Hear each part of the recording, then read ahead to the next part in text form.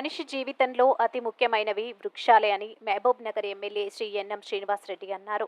ఈ రోజు మహబూబ్ నగర్ గ్రామీణ మండలంలోని మన్యంకొండ శ్రీ అలివేలు మంగమ్మ దేవాలయం ఆవరణలో తెలంగాణ రాష్ట్ర ప్రభుత్వం ఎంతో ప్రతిష్టాత్మకంగా చేపట్టిన వన మహోత్సవం కార్యక్రమాన్ని జిల్లా ఫారెస్ట్ అధికారుల ఆధ్వర్యంలో ఈ రోజు నిర్వహించారు. ఈ వన మహోత్సవ కార్యక్రమానికి ఆయన ముఖ్య అతిథిగా హాజరై జిల్లా పరిషత్ చైర్మన్ శ్రీమతి స్వర్ణ సుధాకర్ రెడ్డి మరియు జిల్లా కలెక్టర్ విజయేంద్ర బోయితో కలిసి చెట్లు నాటి వన మహోత్సవ కార్యక్రమాన్ని ప్రారంభించారు.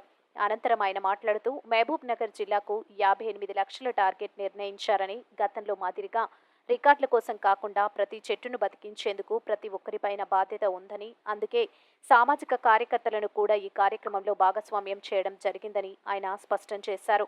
6 సంవత్సరాల పిల్లవాడి మొదలు 60 సంవత్సరాల వారి వరకు ప్రతి వర్గం వారు చెట్లను నాటి కాపాడాలని, రైతులు సైతం చెట్లను నాటి సహకరించాలని ఆయన కోరారు.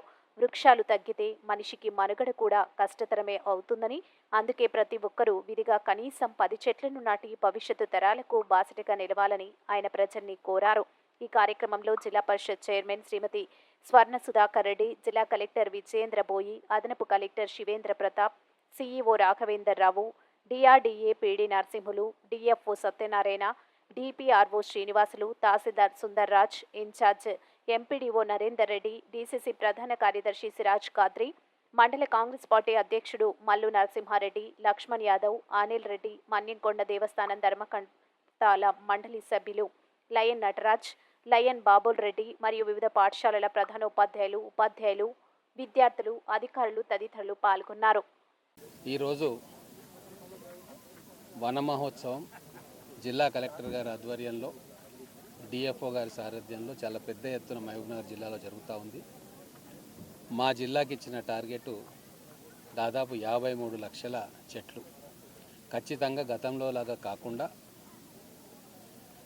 పెట్టిన ప్రతి మొక్కను సంరక్షించుకునే బాధ్యత ప్రజాప్రతినిధులుగా మేము, అలాగే అధికారులుగా జిల్లా యంత్రాంగం మొత్తం కూడా చాలా చిత్తశుద్ధితోటి ఆ మొక్కలను కాపాడుకుంటాం. దీంట్లో పెద్ద ఎత్తున స్కూల్ పిల్లలను కూడా ఇన్వాల్వ్ చేస్తూ, సామాజిక కార్యకర్తలను ఇన్వాల్వ్ చేస్తూ, పర్యావరణాన్ని రక్షించుకోవాలన్న మంచి ఆలోచన ఉన్న ప్రతి ఒక్కరిని కూడా ఇందులో భాగస్వామ్యం చేయాలని చెప్పి మా ప్రభుత్వ సంకల్పం. అందులో భాగంగానే ఖచ్చితంగా మన మహబూబ్ నగర్ జిల్లాను మొత్తం తెలంగాణలోనే అటవీ సంపద విషయంలో ఉన్నతంగా తీర్చిదిద్దాలని చెప్పి మా అందరి సంకల్పం ఉంది. కొత్తగా వచ్చిన కలెక్టర్ గారు కూడా ఈ ప్రోగ్రాంను చాలా సీరియస్గా తీసుకొని మానిటరింగ్ చేయడానికి కూడా ఒక అధికార వ్యవస్థను ఏర్పాటు చేయాలని చెప్పి అనుకుంటున్నారు. ఆ అధికార వ్యవస్థకు మా తరఫున పూర్తి సహాయ సహకారాలు అందిస్తూ మా చైర్మన్ గారు కూడా ఉన్నారు. వారు కూడా మొత్తం జెడ్పీ యంత్రాంగాన్ని అన్నింటినీ కూడా మొక్కల సంరక్షణ కోసం విధి విధానాలు ఎట్లా రూపకల్పన చేయాలని చెప్పి వారు కూడా ఆలోచన చేస్తారు. ఒక్కటి మాత్రం మేము చెప్పదలుచుకున్నాం, ఈ సంవత్సరం నుంచి తూతూ మంత్రంగా రికార్డుల కోసం చెట్లు నాటే కార్యక్రమం ఉండదు. ఖచ్చితంగా నాటిన ప్రతి చెట్టు కూడా పెరిగి పెద్దదై ఈ ప్రాంతం వాసులకు నీడనియాల. ఇక్కడ వర్షాలు వచ్చేటట్టుగా చెట్లు పెద్దగైతే ఖచ్చితంగా ఇక్కడ రైతులకు కూడా మేలు జరుగుతుంది. ఇక్కడ చుట్టుముట్టున్న గ్రామాల రైతాంగానికి కూడా నేను చెప్తా ఉన్నా, చెట్టును కాపాడుకోవడం అనేది ప్రతి రైతు తప్పనిసరిగా చేసుకోవాల్సిన పని.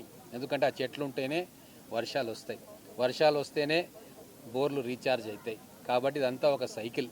ప్రతి ఒక్కరు కూడా చిన్నపిల్లల కాడ నుంచి 6 ఏళ్ల పసిపిల్లల కాడ నుంచి 60 ఏళ్ల వృద్ధుల దాకా అందరూ కూడా పర్యావరణ రక్షణ కోసం, అడవులను పెంచుకోవడం కోసం, చెట్లను సంరక్షించుకోవడం కోసం తలా ఒక చెయ్యేస్తేనే మన పాలమూరు హరిత పాలమూరుగా ఒక నందనవనంగా మారుతుంది.